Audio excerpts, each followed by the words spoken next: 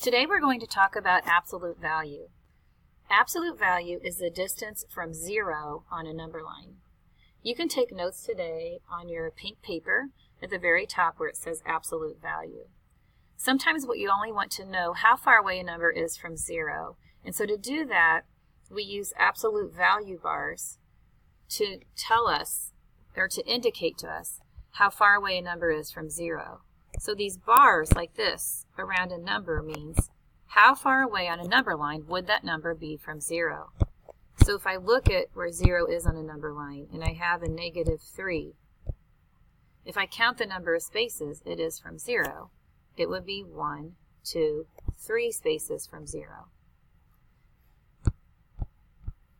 So absolute value means really what you're going to do is you're going to take whatever's inside of these bars and you're going to make it positive.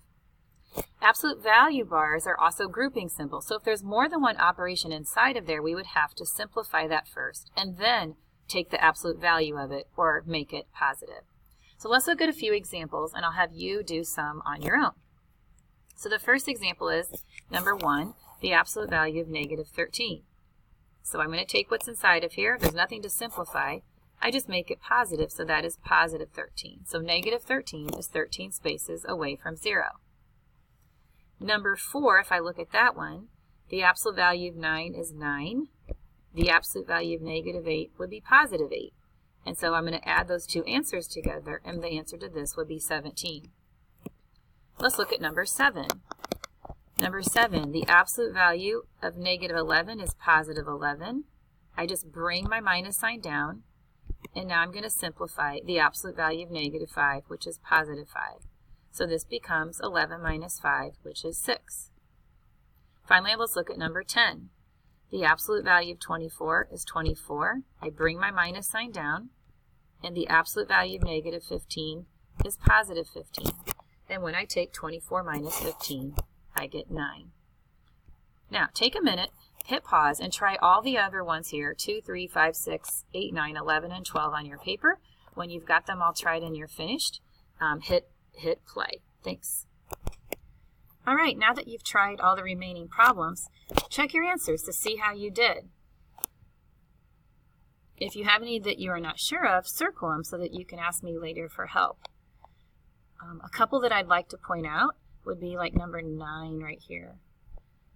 Number 9, you have to simplify what is inside the absolute value bars first because the absolute value bars are like a grouping symbol. When you simplify 15 minus 23, you get a -8. But then when you take the absolute value of -8, you get positive 8. Number 11 was a little tricky in that there was two subtracting signs next to each other, but this one right here, was in absolute value bars. So the absolute value of -26 is positive 26.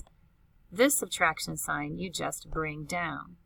Same thing with this one right here. You just bring it down and you simplify the absolute value of -4 becomes positive 4. So remember, absolute value bars are like grouping symbols. All right, now if you would, look at the second piece of paper, the pink paper that you should have picked up that has problems 17 through 24 on it. We're going to apply absolute value into our order of operations. All right, let's start off. Let's do number 18 together. I'm going to do one and have you do one, and we'll just kind of go like that to practice. So on number 18, the first thing we see is we have these absolute value bars. Again, they're like a grouping symbol that means that we have to do what's inside of there first.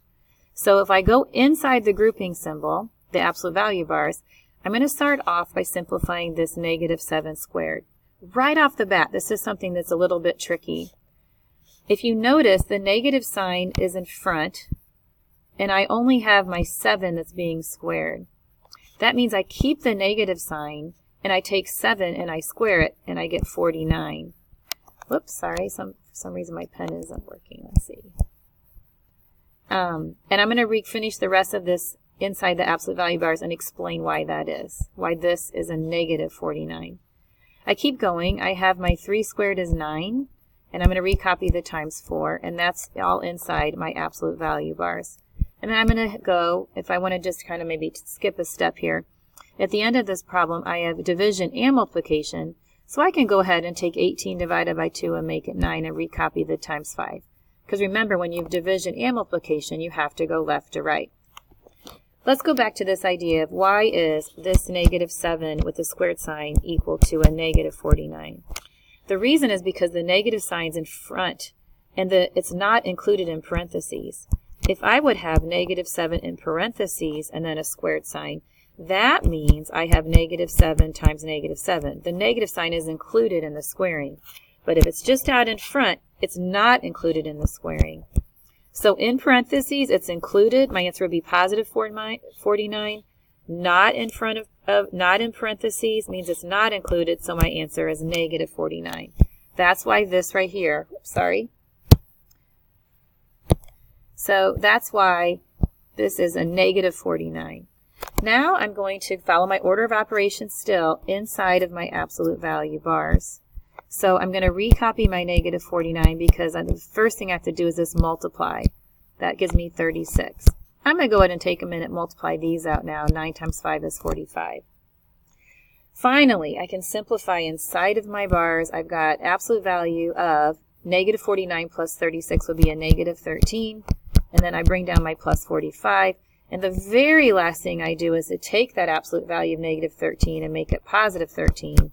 And I have 13 plus 45, which gives me 58. Now, will you hit pause? And I'd like you to do number 20 right now.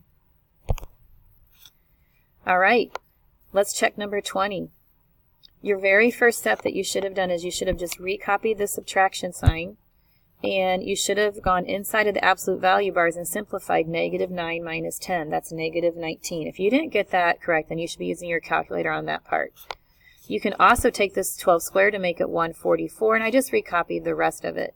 So I did my grouping symbol, and then I did my exponents all in one line. Now let's go ahead and recopy our, sorry, I just interrupted there for a minute. So I'm going to recopy my subtraction sign, and then I'm going to go and take the absolute value of negative 19. That's positive 19. Notice I still have that negative sign in front because the negative sign was in front of the absolute value bars. Okay, so that's a little bit of a trick. Excuse me, I'm trying to select things here. The pens are terrible for writing on laptops. Okay, so I just keep bringing that down, and this is what got changed. So I can go ahead here and do my division and multiplication. I have to go left to right. So the first thing I'm going to do is take 144 divided by 6. That gives me 24. I bring down my times 3. And so I have a negative 19 plus. I have to do my multiply before I can add. 24 times 3 is 72. And a negative 19 plus 72 is 53. I hope a lot of you got that answer. Let's try one more. All right, will you please take a minute and see if you could do number 22 on your own? Remember, the brackets and the grouping symbols, you have to do what's inside of there first. So this problem here, you have to start inside of the brackets, and then inside of there you have to follow order of operations. So work kind of from the inside out. Let's see what you can do. Hit pause, and then hit play when you are ready. All right, take a minute and check your steps, and let's see how you did. You should have started on the inside. You should have done the 4 squared inside of the brackets. That gave us the 16. So as you simplify the top, that's the first thing you do in the top. Remember, with a fraction, you treat the numerator and denominator as like 2 separate problems, and you don't simplify until the very end. The next thing that I did was I took this 9 plus 16 and I made it 25. I also took the bottom, which was 10 minus 6 once I took away the absolute value bars, and I made it into 4. I have one last step to do inside my brackets. I have 30 minus 25, which became 5. So I have 12 times 5 over 4. Finally, I multiply these two together to get 60 over 4, and the answer is 15. I hope you all got that answer. All right, so that's a little sampling of how you do order of operations with absolute value.